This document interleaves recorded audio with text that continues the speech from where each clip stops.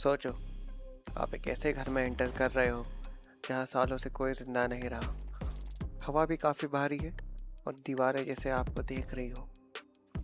और जो इंसान आपको बचाने आया है वो खुद ही एक दिन मिस्टीरियसली मर जाता है। ये सिर्फ एक हॉरर सीरीज ही नहीं, ये इंस्पायर्ड है इंडिया के सबसे फेमस पैरानॉर्मल इन्वेस्टिगेटर गौरव तिवारी से।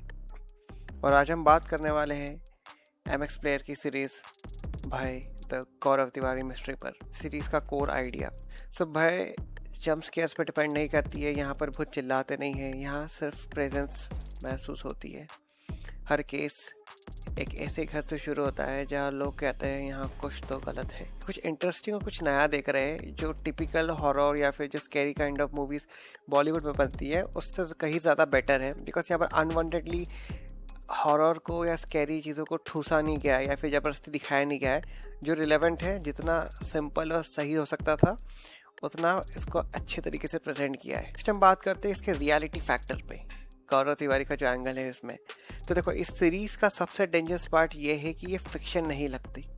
गौरव तिवारी रियल थे, उन्होंने रियल केसेस इन्वेस्टिगेट किए थे और उनकी डेथ आज भी अनआंसर्ड है। मेडिकल और पुलिस के अकॉर्डिंग जो रिपोर्ट आई थी वो था कि इन्होंने सुसाइड किया था, बट काफ़ी लोगों का मानना ये है कि ये कुछ और ही मिस्टीरियस एंगल था इनकी डेथ में। तो जब आप ये सीरीज़ देखोगे तो आपको समझ में आएगा कि उनकी लाइफ कैसी थी, क्या क्या चीज़ें उन्होंने एक्सप्लोर की। स्टार कास्ट है इस सीरीज़ का और जो रियल आईपीएस की टीम है, ठीक है। इन लोगों के पॉडकास्ट ऑलरेडी यूट्यूब पे अवेलेबल है।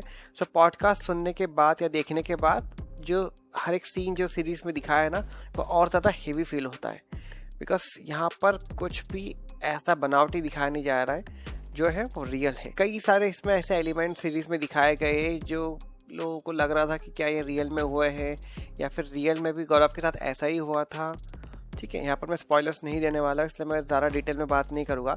लेकिन जब आप पॉडकास्ट में रियल आईपीएस की जो टीम थी उन मेंबर्स से जब इन बातों को आप सुनते हो, समझते हो, तो उन्होंने खुद ने बताया कि कौन सी चीज़ कितनी रियल थी, कौन सी चीज़ों को थोड़ा सा ज़्यादा एग्जैगरेटेड करके दिखाया है। इसका बेस्ट पार्ट ये है कि ये कोई भी लाइन क्रॉस नहीं करती। आपको कहीं पर भी बनावट या ज़बरदस्ती वाला फील नहीं आएगा सीरीज़ देखते टाइम। सो अगर आप एक्सपेक्ट कर रहे हो काफ़ी सारा लाउड म्यूज़िक होगा, सडन जंप स्केयर्स होंगे, तो भय आपके लिए नहीं है।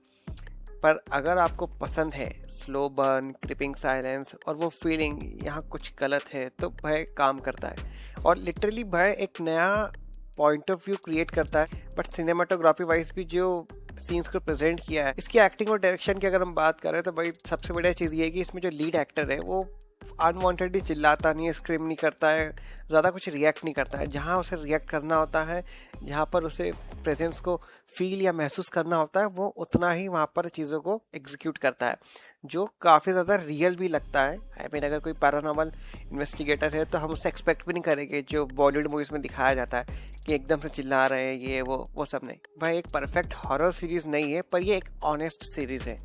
ये आपको डराएगी नहीं, पर रात को सोने से पहले एक थॉट ज़रूर छोड़ जाएगी। और इंडिया में ऐसे रियल इंस्पायर्ड हॉरर स्टोरीज बहुत कम बनती है। सो भय MX player original the Gaurav Tiwari mystery देखना बनता है।